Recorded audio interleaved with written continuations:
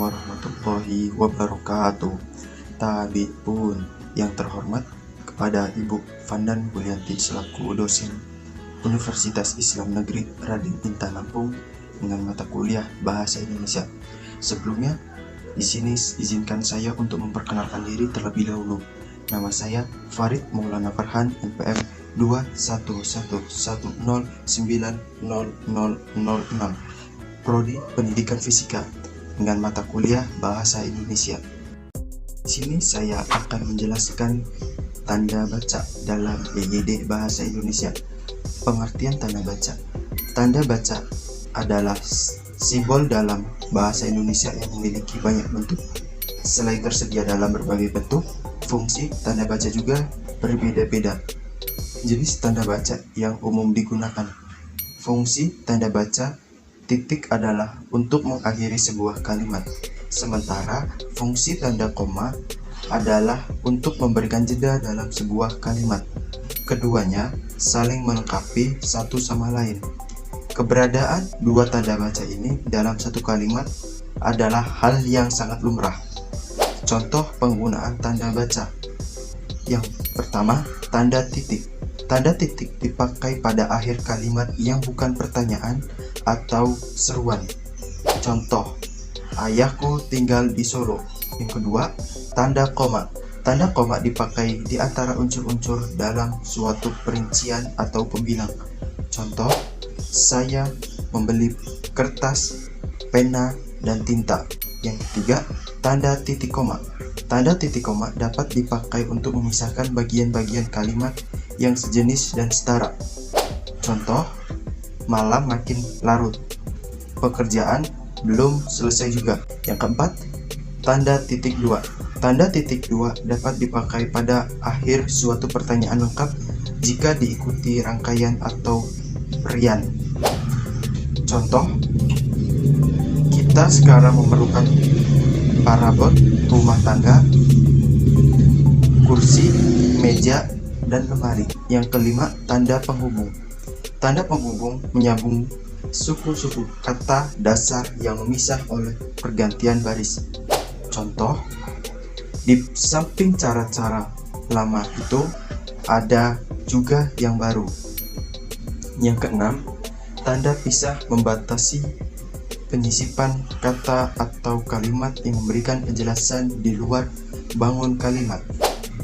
Contoh, kemerdekaan kebangsaan itu yakin akan tercapai, diperjuangkan oleh bangsa itu sendiri. Yang ketujuh, tanda elips.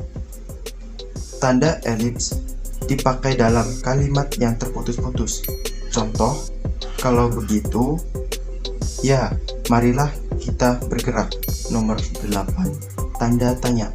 Tanda tanya dipakai pada akhir kalimat tanya. Contoh, kapan kita berangkat? Nomor 9, tanda seru. Tanda seru dipakai sesudah ungkapan atau pernyataan yang berupa seruan atau perintah yang menggambarkan kesungguhan, ketidakpercayaan, ataupun rasa emosi yang kuat. Contoh, alangkah seramnya peristiwa itu.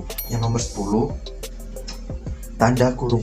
Tanda kurung mengampit tambahan keterangan atau penjelasan. Contoh, bagian perencanaan sudah selesai menyusun DIK, daftar isian kegiatan kantor itu. Nomor 11, tanda kurung siku.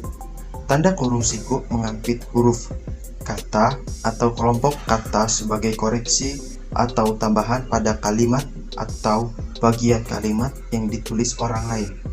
Tanda ini menyatakan bahwa kesalahan atau kekurangan itu memang terdapat di dalam naskah.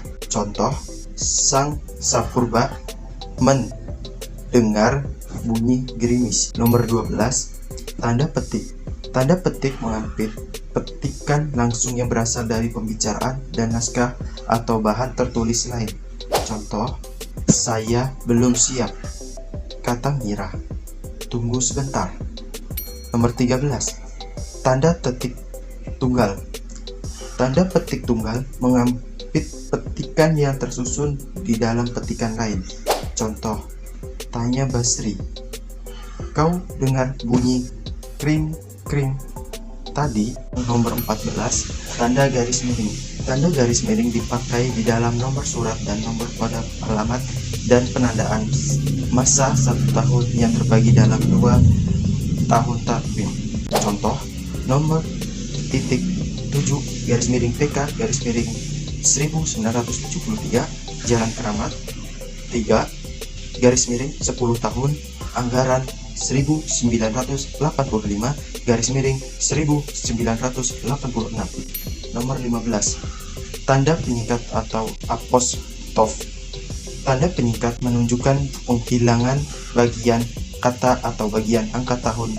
Contoh, Ali kan kusurati dalam kurung kan akan tutup kurung 1 Januari 88 dalam kurung 88 sama dengan 1988. Yang hasil penjelasan atau penjabaran tanda baca EYD dalam bahasa Indonesia. Sekiranya jika saya ada salah, saya mohon maaf. Pada Allah saya mohon ampun. Saya akhiri, bila taufik wal hidayah. Wassalamualaikum warahmatullahi wabarakatuh.